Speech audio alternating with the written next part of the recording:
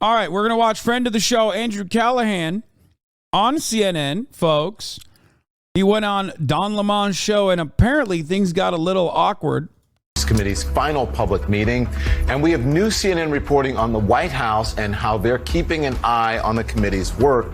Plus, Russia is increasing its assault on Ukraine's critical infrastructure. A new message from President Zelensky.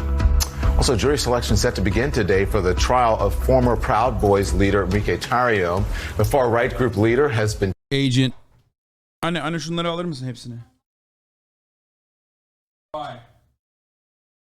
I mean,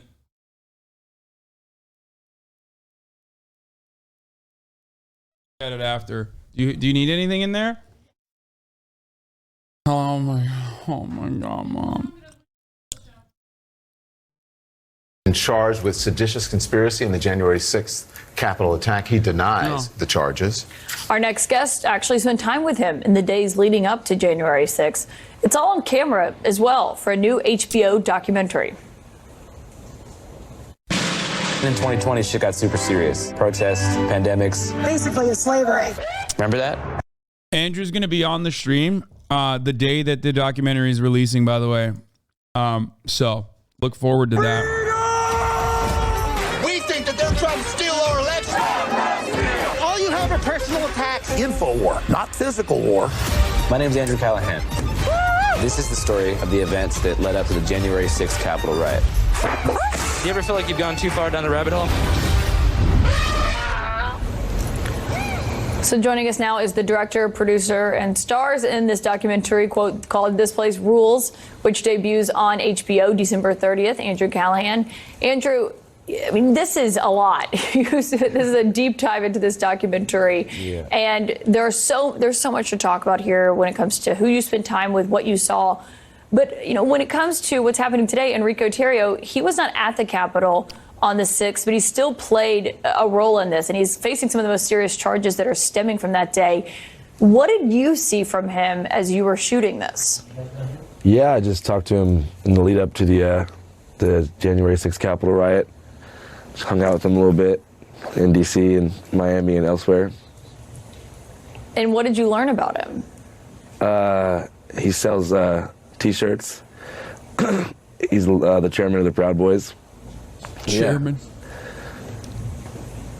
So no details about his involvement, his state of mind, or anything? I think what happened here is that he thought he was going to talk about the documentary, and then the angle was just full-blown talk about the Proud Boys, talk about Enrique Tarrio.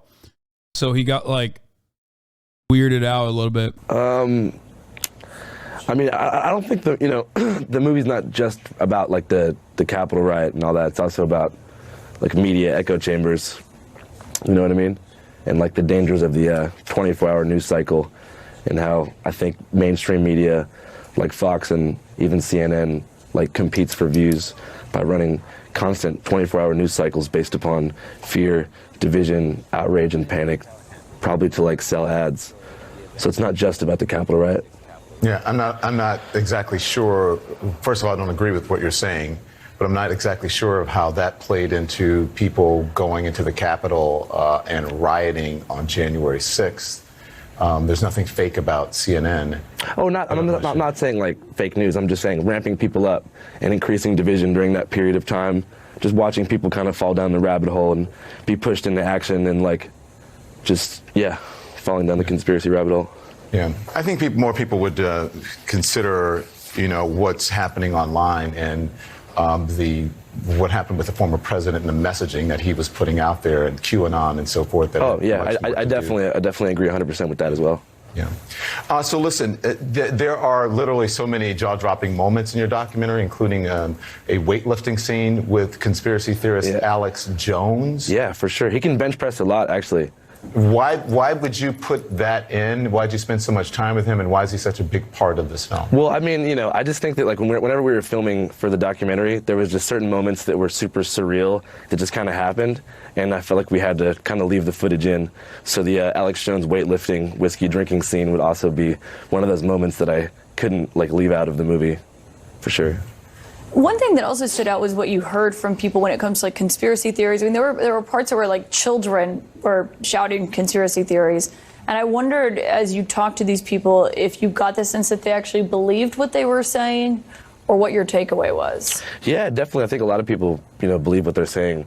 I just think that, like, the echo chambers in the media, especially more fringe media that a lot of these people are consuming, is pretty all-encompassing, and especially the mythology of QAnon, like, consumed a lot of people's lives during this period of time, and it kind of, like, just became everything they wanted to fight for up until the Capitol riot.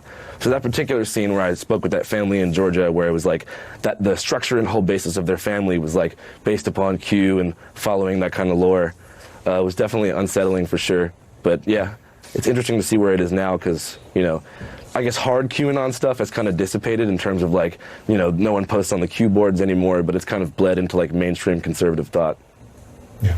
I do think we should point out a lot of Don Lamald, dude, he is not happy at all. those conspiracies are not from legitimate media. That's from like social media and websites where those things are pushed in like dark corners of the internet. Oh yeah, but it's like people spend their whole time in these dark corners of the internet, so it feels very real to them, especially because I think the biggest problem is probably media literacy and like taking a lot of this information that's false as fact, because of, you're seeing it on Facebook, you're seeing it on Newsmax, you're seeing it on One American News Network, places like that. Yeah.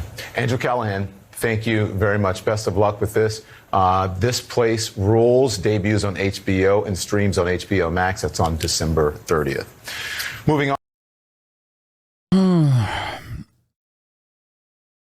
Yeah, I mean, he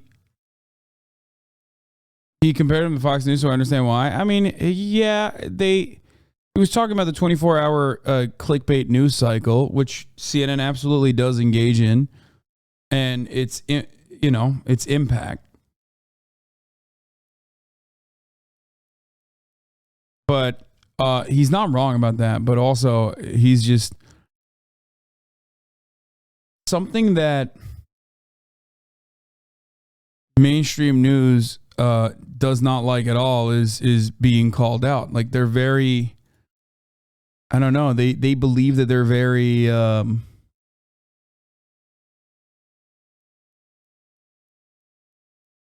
they believe that they're above it.